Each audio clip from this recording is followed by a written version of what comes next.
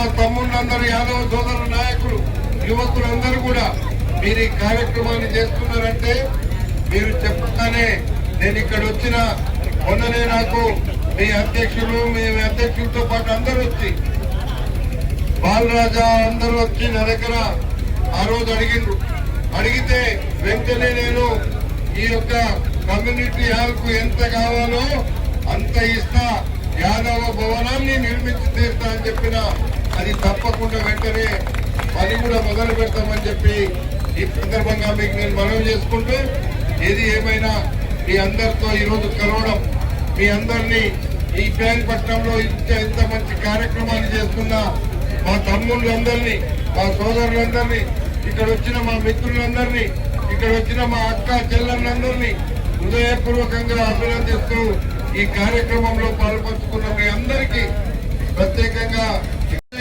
మీ అందరి సమక్షంలో చెప్తున్నా 15 లక్షల రూపాయలు నేను మంజూరు ఇస్తున్నా అని చెప్పి మీకు ఈ సందర్భంగా మనవి చేస్తున్నా. ఈ సమాజం బాగుండాలి, ఈ సమాజంలో ఉండే మనమందరం బాగుండాలి. యువకులు కానీ, మన తల్లిదండ్రులు కానీ, మన కుటుంబ సభ్యులతో పాటు మన ప్రాంతం అంతా బాగుంటేనే మనమంతా బాగుంటాం. ఇలాంటి కార్యక్రమాన్ని చేస్తున్నప్పుడు మా వంతుగా కూడా మీ దగ్గరగా ఉండాల్సినటువంటి అవసరం ఉంది. ఈ రోజు నన్ను ఇబ్రాహీంపట్నంలో మీరందరూ ఏకతాటి మీద ఎప్పుడు నిలబడ్డా వేలాది మెజారిటీ ఇక్కడ ఇబ్రాహీంపట్నంలో ఇస్తున్నారు.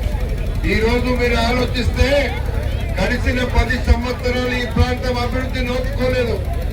ఇబ్రాహీంపట్నం ఇప్పటికే 1000 కోట్ల రూపాయలు తెచ్చి అభివృద్ధి చేసే కార్యక్రమాన్ని చేస్తున్నాం.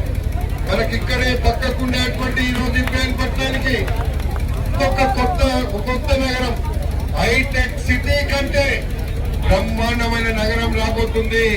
ఆ రోజు మా యాదవ సోదరులు ఎన్ని బర్రెలు పెట్టినా, ఎన్ని గొర్రెలు పెట్టినా మన బ్రహ్మాండంగా మన వ్యాపారం జరగడానికి ఇక్కడ పక్కకి ఒక పెద్ద నగరం రాబోతుందని చెప్పి ఈ సందర్భంగా మీకు మనవి చేస్తున్నాం.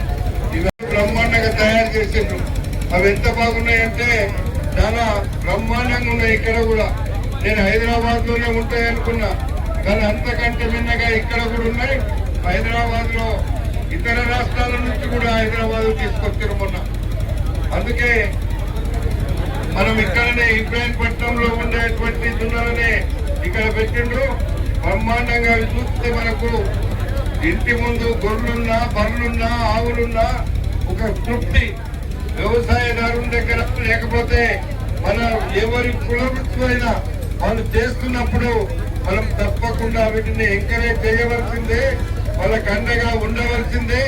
ఉన్నప్పుడే సమాజంలో మనందరం ఒకటి అని చూపించుకోవాల్సినటువంటి అవసరం ఈ సమాజంలో ఉంది. కాబట్టి ఈ కార్యక్రమంలో పాల్పంచుకున్న మా యువజన సోదరులు, కాంగ్రెస్ పార్టీ నాయకులు, ఈ యొక్క సదరులో పాల్పంచుకుని కష్టపడ్డటువంటి మా యువ సోదరులు, యాదవ సోదరులు అందరినీ కూడా మనస్ఫూర్తిగా పేరు పేరున అందరినీ అభినందిస్తూ మరి మరొక్కసారి దీపావళి శుభాకాంక్షలు తెలియపరుచుకుంటూ సెలవు తీసుకుంటున్నా.